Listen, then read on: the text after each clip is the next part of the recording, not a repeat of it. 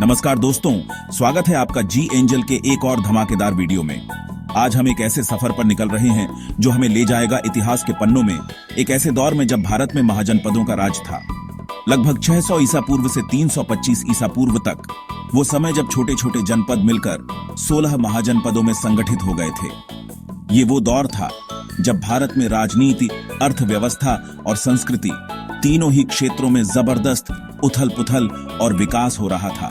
तो तैयार हो जाइए, आज हम महाजनपद काल के खजानों की खोज करेंगे, उन रहस्यों से पर्दा उठाएंगे जो सदियों से दबे पड़े हैं।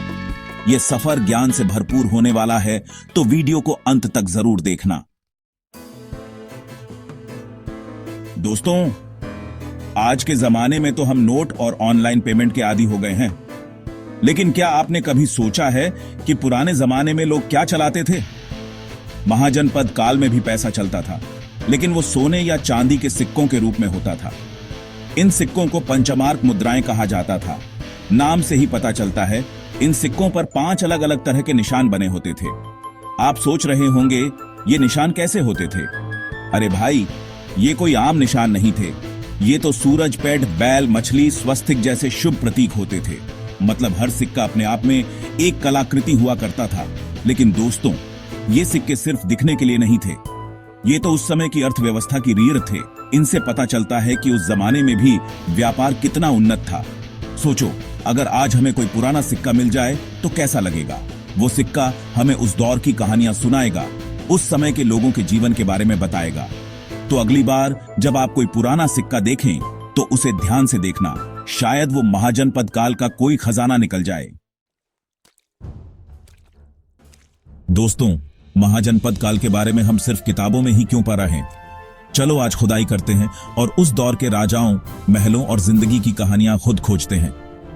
महाजनपद काल के कई महत्वपूर्ण स्थल आज भी मौजूद हैं, जैसे कि मगध की राजधानी राजगृह।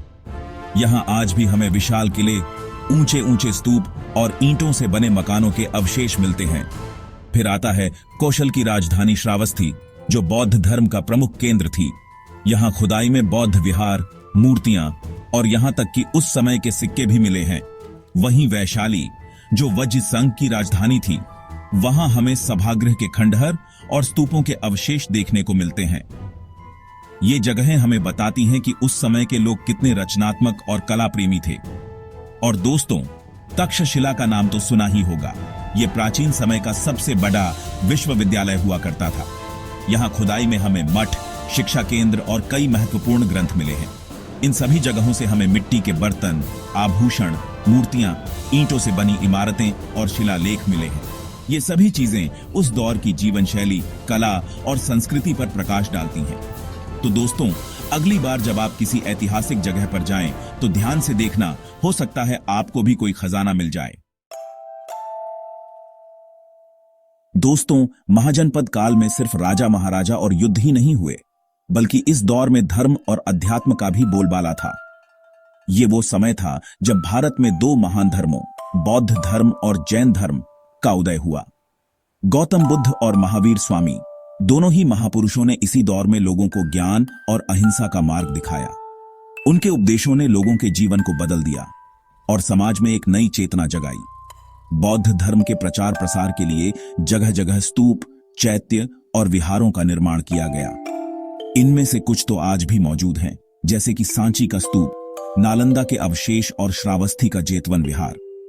ये सभी जगहें न सिर्फ धार्मिक महत्व रखती हैं, बल्कि उस समय की स्थापत्य कला का भी बेजोद नमूना है। इनकी खूबसूरती देखते ही बनती है। तो दोस्तों, महाजनपद काल न सिर्फ राजनीतिक उथल पुथल का दौर था, बल्कि ये तो धार्मिक और आध्यात्मिक जागृति का भी समय था। ये वो दौर था जब भारत ने दुनिया को अहिंसा और शांति का संदेश दिया। दोस्तों, क्या आपने कभी सोचा है कि पुराने जमाने में लोग कैसे घर बनाते थे, कैसे किले बनाते थे? महाजनपद काल में तो सीमेंट, ईंट सब नहीं था, फिर भी उस समय की इमारतें आज भी लोगों को हैरान करती हैं। उस समय के लोग लकड़ीढ़ी और ईंटों का इस्तेमाल करके शानदार इमारतें बनाते थे। राजमहल, नगर, किले, मंदिर, सब कुछ। राजगृह की दीवारें तो आज भी उस समय की स्थापत्य कला का बेहतरीन उदाहरण है। ये लोग इतने हुनरमंद थे कि उन्होंने नगर नियोजन की भी शुरुआत कर दी थी। सड़कें, नालियां, पानी की व्यवस्था सब कुछ सुनियोजित तरीके से बनाया जाता था। और दोस्तों, धार्मिक स्थलों की तो बात ही निराली है। स्तूप, चैत्य, विहार, मंदिर, हर जगह कला का ऐसा जादू देखने को मिलता है कि बस देखते रह जाओ। तो दोस्तों, महाजनपद काल में कला और शिल्प का भी बोलबाला था। उस समय की इमारतें, मूर्तियां और कलाकृतियां आज भी हमें उस दौर की रचनात्मकता और कौशल की याद दिलाती हैं। दोस्तों, महाजनपद काल में न सिर्फ युद्ध और राजनीति होती थी, बल्कि व्यापार भी जोरों पर था। उस समय के लोग भी बिजनेस करना जानते थे। और कैसे? हर महाजनपद में अलग अलग तरह की चीजें बनती थीं और उनका व्यापार दूसरे महाजनपदों और यहां तक कि दूसरे देशों तक होता था। कपड़िडा, अनाज, धातु, घोड़े, हाथी, मसाले, सब कुछ बिकता था। सोचो, उस जमाने में ना तो गाड़ियां थीं, ना ही हवाई जहाज, फिर भी लोग इतना लंबा सफर करके व्यापार करते थे। उत्तरापथ और दक्षिणापथ जैसे राजमार्ग व्यापार के प्रमुख केंद्र हुआ करते थे। ये व्यापार न सिर्फ अर्थव्यवस्था को मजबूत बनाता था, बल्कि अलग अलग संस्कृतियों के बीच मेलजोल भी बढ़ाता था। लोग एक दूसरे के यहाँ आते जाते थे, नई नई चीजें सीखते थे। तो दोस्तों, महाजनपद काल में व्यापार का जाल बिछा हुआ था, जो न सिर्फ भारत बल्कि पूरी दुनिया को जोड़ता था। ये वो दौर था जब भारत व्यापार का केंद्र हुआ करता था। दोस्तों, महाजनपद काल में हर जगह राजा का राज नहीं था। कुछ महाजनपदों में तो जनता ही अपना राजा चुनती थी। जी हां, आपने सही सुना। जैसे मगध और कौशल में राजतंत्र था, वहीं वज्जी, मल्ल और शाक्य जैसे महाजनपदों में गणराज्य व्यवस्था थी। मतलब जनता मिलजुल कर फैसले लेती थी और राजा को भी उनकी बात माननी पीढ़ी थी। ये तो लोकतंत्र का सबसे पहला रूप था। सोचो, कितनी उन्नत सोच थी उस समय के लोगों की। वो लोग जानते थे कि जनता की आवाज ही सबसे बड़ी होती है। हर महाजनपद में अपनी अलग अलग प्रशासनिक प्रणाली होती थी। कहीं राजा के मंत्री होते थे, तो कहीं सभा और समिति होती थी जो शासन चलाने में मदद करती थी। तो दोस्तों, महाजनपद काल में अलग अलग तरह की शासन व्यवस्थाएं देखने को मिलती हैं। ये वो दौर था जब भारत में राजनीतिक विचारधाराओं का विकास हो रहा था और लोकतंत्र की नींव रखी जा रही थी। दोस्तों, महाजनपद काल में समाज कैसा था, लोग कैसे रहते थे, ये जानने के लिए चलो उस दौर की गलियों में झांकते हैं।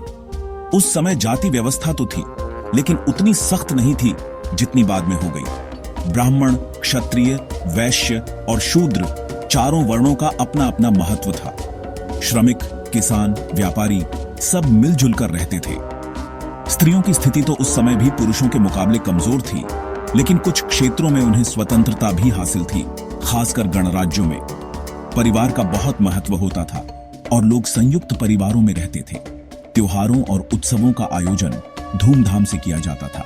लोग नाच गाना, खेलकूद और कहानी कथन का आनंद लेते थे। तो दोस्तों, महाजनपद काल का समाज अपने आप में एक अनोखा मिश्रण था।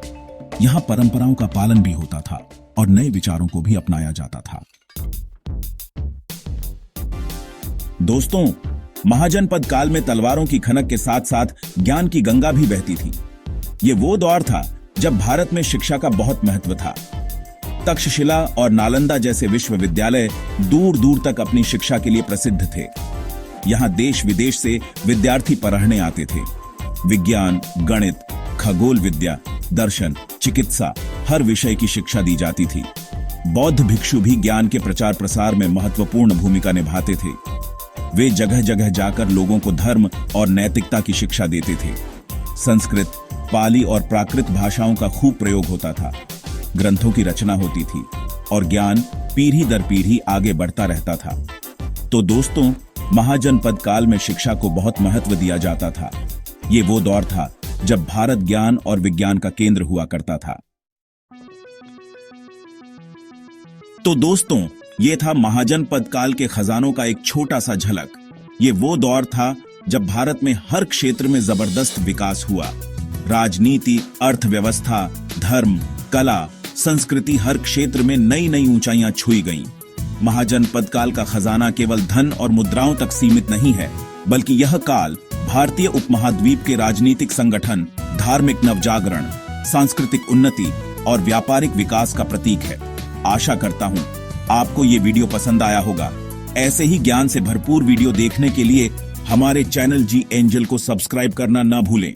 धन्यवाद।